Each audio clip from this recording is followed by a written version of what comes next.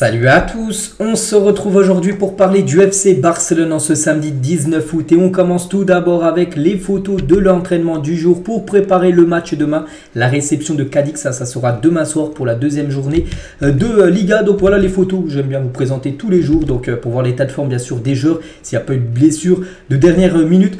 Donc Pedri, on peut voir Frankie de Jong, Pedri, tiens, train de tirer la langue, Rafinha, Robert Lewandowski ou même Gundogan avec Robert Lewandowski. Donc voilà toutes les photos de l'entraînement. Et Xavi est en conférence de presse avant ce match. N'oubliez pas que normalement la conférence de presse est toujours la veille, donc normalement aujourd'hui, mais ça a été décalé d'un jour. Je vous l'avais dit en plus début de semaine qu'elle avait lieu vendredi, donc hier. Donc on va revenir sur ce qu'a pu dire Xavi. Donc dimanche, nous affronterons un adversaire coriace, bien organisé défensivement. Donc Sergio est un très bon entraîneur qui les fait jouer avec un 4-4-2. Ils peuvent vous mettre la pression, ils savent ce qu'ils font. Voilà tout d'abord ce qu'il peut dire par rapport à l'adversaire demain, l'équipe de Cadix. Donc l'objectif principal est de jouer un bon football. Nous devons essayer de jouer comme nous l'avons fait en Super Coupe contre le Real Madrid. Voilà donc l'exemple d'un match contre le Real Madrid, Super Coupe où le Real avait gagné. Bien sûr c'était 3-1, c'était bon tout début d'année. Il aimerait jouer un peu la même façon demain contre cette équipe de Cadix. Je suis très content de Oriol Romeu. Il a atteint un grand équilibre défensif et de la maturité. C'est une excellente signature pour le club. C'est vrai que pour l'instant, il y en a beaucoup qui étaient réticents, dont moi le premier, je ne vais pas vous mentir. Et c'est vrai que pour l'instant, les matchs qu'on a pu voir, on est plutôt content pour l'instant d'Oriol Romeu. Maintenant, il faut voir par rapport à un grand match, un grand adversaire en face, que ce soit par exemple le Real Madrid lors d'un Classico, les matchs de Ligue des Champions, ce que ça donnera cette fois-ci Romeu. Mais pour l'instant, voilà, contre par exemple les matchs qu'on a pu voir, ça a été plutôt pas mal. Xavi, donc Ansu Fati au Real Madrid, c'est une blague? Non, j'ai déjà parlé avec Ansu, c'est un joueur important et une partie de l'héritage du club présent et futur, parce qu'il y a des rumeurs actuellement que Ansu Fati, comme j'ai dit, qui a décidé de quitter le Barça, enfin d'après ce qui se dit, il y a des rumeurs du côté du Real Madrid. Il a entendu ça, Xavi il a dit c'est une blague, voilà, Fati aller du côté du Real, non, pour lui c'est pas possible, on verra. Toujours avec Xavi, donc Bordelas, je le respecte et je n'ai rien d'autre à dire, donc Bordelas c'est le coach de Retafe qui a fait pas mal de déclarations sur le Barça par rapport au match à la semaine dernière. Xavi il a dit un arrière droit, le conseil d'administration le sait et quel que soit le fair play le permettra, nous y parviendrons à recruter un arrière droit. On parlera aussi dans quelques instants de l'arrière droit qui devra arriver. Araujo, cela dépendra de son rétablissement, mais j'ai le sentiment qu'il le rejoindra d'ici la fin de la trêve internationale. Donc d'ici à peu près un mois, il fera son retour. Araujo, pour ceux qui ne savent pas, j'en ai parlé hier, il s'est blessé à l'entraînement et il serait forfait, on va dire, pour le prochain mois. Donc c'est-à-dire qu'il devrait louper au moins 3 voire 4 matchs. Inigo devrait être prêt la semaine prochaine. Inigo, qui n'a toujours pas joué, il devrait être enfin, peut-être pour son premier match, la semaine prochaine. C'est un mensonge que j'ai une mauvaise relation avec Deco, qui part, je ne dis pas des noms comme Ansu Marcos Alonso. Le marché est ouvert jusqu'au 31 août, encore 11 jours. Nous avons une situation difficile avec le fair play financier et nous devons adapter nos priorités. Voilà, donc il dit qu'il y aura quand même du changement, mais il ne peut pas dire qui quittera le club et qui arrivera du côté du Barça. Mais il y aura, je pense, peut-être 2 voire 3 départs. Et la même chose, il y aura, je pense, au moins 2 arrivées du côté du FC Barcelone. Un arrière droit et un joueur qui joue milieu de terrain. Toujours avec lui, mon renouvellement, ça se passe très bien sur une échelle de 0 à 10. C'est un 10. Donc en gros, voilà, on est imminent, enfin c'est imminent. L'officialisation de sa prolongation qui devra aller jusqu'en 2026. N'oubliez pas qu'il est en fin de contrat, en fin de saison, le 30 juin 2024 et devrait prolonger 2 nouvelles années. Nous sommes en forme, nous sommes entraînés avec une bonne intensité et nous avons ajusté les choses. De jeunes joueurs comme Lamine Yamal, Fermin Lopez ou Ansu Fati font preuve de beaucoup de courage. Donc à la fin de la conférence de presse avant Barça Cadiz. Donc voilà ce qu'a pu dire tout simplement Xavi avant. Donc il a parlé bien sûr de l'équipe de l'adversaire, mais aussi d'autres choses, même par rapport au mercato. Et le compte officiel de Cadiz, donc l'adversaire demain. Nous avons gagné contre Messi, il a quitté le Barça. Nous avons gagné contre Dembélé, il a quitté le Barça. Voilà ce qu'ils ont pu dire avant d'affronter le FC Barcelone demain. La une aujourd'hui du journal Mundo Deportivo, 4 joueurs pour un poste: Ansu, Abde, Lamine Yamal et Ferran Torres pour le poste tout simplement de ailier droit, parce que demain Lewandowski sera certainement titulaire. Je vous montrerai demain la compo probable, je ne l'ai pas là je crois aujourd'hui, mais voilà, côté ailier droit. Vu que Rafinha est suspendu, il a pris dommage de suspension par rapport au rouge qu'il a pris. Donc qui commencera? Ailier droit, 4 joueurs peuvent être pressenti pour jouer et remplacer Rafinha. Donc j'ai dit Lamine Yamal, Ferran Torres, Abdé et Ansu Fati.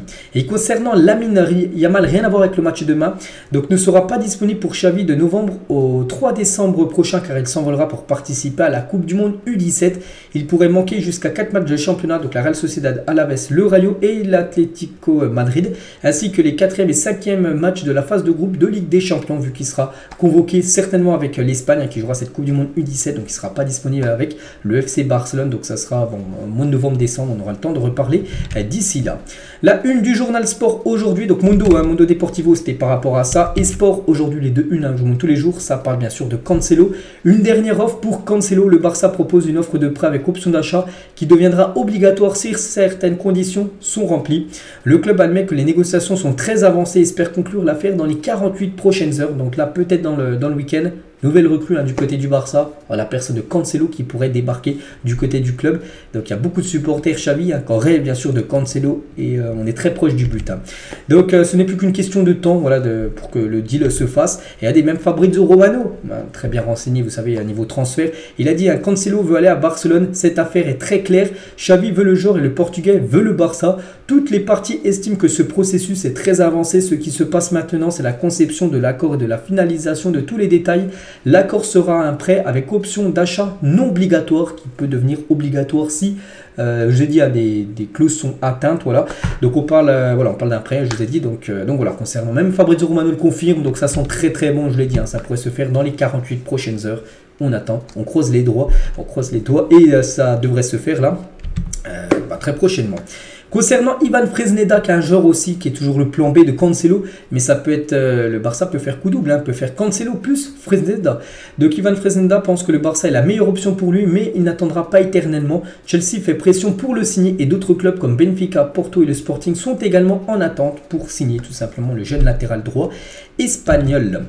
Cancelo sera signé avant Fresneda, c'est sûr, je ne sais pas si les deux seront signés, cela dépend aussi du fair play financier. Je dis Cancelo, c'est très proche de être fait, ça peut se faire aussi pour Fresneda si le fair play financier le permet, tout simplement. Donc voilà, concernant le poste de latéral droit qui devrait être là réglé, on va dire, là dans les prochaines heures, et après il va falloir régler le poste milieu de terrain parce que Xavi veut un nouveau milieu de terrain avec le départ de Franck Kessié et veut son remplaçant. Concernant Sergino Dest, enfin une porte de mur des sports, on peut dire, pour le Barça qui cherche à le vendre. Le Barça a donné à Dest un délai compris entre 48 et 72 heures pour prendre une décision. C'est PSV ou l'OGC Nice, une équipe française pour lui. Il s'agira d'un prêt avec option d'achat. Donc voilà, un PSV ou Nice, le futur peut-être de Dest, et bien sûr le Barça pourrait le vendre et ne plus payer son salaire, et ce serait bien sûr une bonne nouvelle. La prolongation de Ter Stegen ne sera officielle qu'en septembre, bien qu'il soit possible que le club avance l'accord dans les prochains jours afin de générer le fair play financier pour la dernière partie du mercato. Donc il devrait bien, il n'y a pas d'inquiétude, il va bien prolonger du côté du club. Marc-André Ter Stegen. Un journaliste, il a parlé de Lewandowski, il a dit Lewandowski a atteint ses limites, il a l'air fatigué et surmené, il a du mal, et Ferran Torres qui a fait une bonne pré-saison devrait lui accorder du repos. Voilà pour ce journaliste. Demain en gros il dit que par exemple dans le 11 de départ, Lewandowski devrait être sur le banc pour souffler, et Ferran Torres qui a fait une belle préparation devrait commencer numéro 9 titulaire pour ce match. Bon, je pense pas que ça sera l'avis de Xavi parce que c'est un journaliste qui dit ça, c'est pas Xavi bien sûr, et voilà, je pense que Xavi mettra comme Lewandowski bien évidemment titulaire voilà pour cette rencontre demain. Concernant Frenkie de Jong, c'est officiel, il a été inclus dans l'équipe provisoire des Pays-Bas pour les éliminatoires de l'Euro contre la Grèce et l'Irlande, parce que là début septembre, d'ici à peu près 2-3 semaines, c'est une trêve internationale pendant à peu près une dizaine de jours, et les Pays-Bas auront un match, enfin 2 matchs même, et Frenkie de Jong a été appelé, donc il partira bien sûr en sélection. Maté Moreto sur Twitch avec Félix. Il y a des discussions entre les clubs pour explorer la faisabilité d'un accord. Félix veut seulement que le Barça et Mendes travaille pour l'y amener. Mendes, Jorge Mendes, son agent. Mais il devrait d'abord être clair sur tous les chiffres. Rien à avancer pour l'instant. Voilà, concernant un accord. C'est vrai que j'ai parlé d'un milieu et d'un défenseur. Cancelo avec peut-être Lo Celso, le milieu de terrain. Et aussi peut-être une recrue surprise. Peut-être Félix avec le départ. C'est vrai que Dembélé avec la non-arrivée de Neymar, non-arrivée de Bernardo. Peut-être Félix sera la priorité, on va dire. Et peut-être le deal pourrait se faire, ça pourrait être un prêt payant aux alentours des 8 millions d'euros. Officiel, Rafinha et Vitor Roque ne sont pas appelés par le Brésil pour la prochaine pause internationale. On a parlé de Frenkie de Jong, alors là, lui il est appelé aux Pays-Bas. Du côté du Brésil, Rafinha qui est souvent appelé, il n'a pas été appelé. Et Vitor Roque n'est pas non plus appelé. Lui qui avait été appelé lors de la dernière trêve internationale. Vitor Roque, donc il sera plutôt appelé avec l'équipe olympique brésilienne. Il y aura des matchs contre le Maroc le 7 et le 11 septembre prochain. En gros, c'est les jeunes, on va dire l'équipe brésilienne Espoir, parce que tellement qu'il est jeune, il peut jouer avec l'équipe A et l'équipe Espoir du Brésil. Donc il devrait être appelé avec les Espoirs. Voilà, Vitor Roque. Pour des raisons économiques, le Barça a décidé de quitter le service de taxi qu'il avait depuis 25 ans. Ces taxis transportaient les joueurs de la Masia d'un endroit à un autre. Certains joueurs de la Masia pourraient partir en raison de cette décision parce que la Masia, en gros, c'est les jeunes. Et voilà, il y en a beaucoup qui n'ont pas le permis, vu que Masia peut-être à 15, 14 ans. Et du coup, le Barça avait un contrat avec un service de taxi que le Barça payait en gros tous les déplacements des jeunes de la Masia pour venir s'entraîner. Et en gros, pour des raisons économiques, parce qu'on sait que le Barça, niveau finance, un petit peu dans le rouge, voilà, ils arrêtent avec ce service de taxi, ce qui voudrait peut-être dire que des jeunes joueurs de la Masia pourraient quitter le club Blaugrana, le centre de formation, parce qu'il n'y aura plus ce service de taxi qui pourrait les amener à l'entraînement. Et on finit cet épisode aujourd'hui avec ces trois-là, donc Xavi, avec Iniesta ou même Messi ou même Puyol et Busquets qui en font dimanche, et Pep Guardiola qui était le coach de cette équipe. Donc le monde leur appartenait à l'époque où ils remportaient trophée sur trophée. Donc là on peut voir pas mal de trophées, on peut voir la Coupe du Monde des clubs, on peut voir la Super Coupe d'Espagne, on peut voir la Super Coupe d'Europe, on peut voir la Ligue des Champions qui est derrière, on peut voir la Copa del Rey aussi qui est derrière à gauche, parce que là, elles sont classées derrière. Donc là, c'était les 6 trophées. Ils avaient réussi sextuplé. C'était énorme, bien évidemment. Et les défenseurs adverses tremblaient déjà dans le tunnel avec la MSN, bien sûr, Messi, Suarez et Neymar. Et on finit avec ça. Donc j'espère que ça vous a plu. On se retrouve demain, bien évidemment. Demain, on fera l'avant-match de la rencontre contre Cadix qui aura lieu demain soir. Et moi, je vous souhaite un bon samedi et à demain.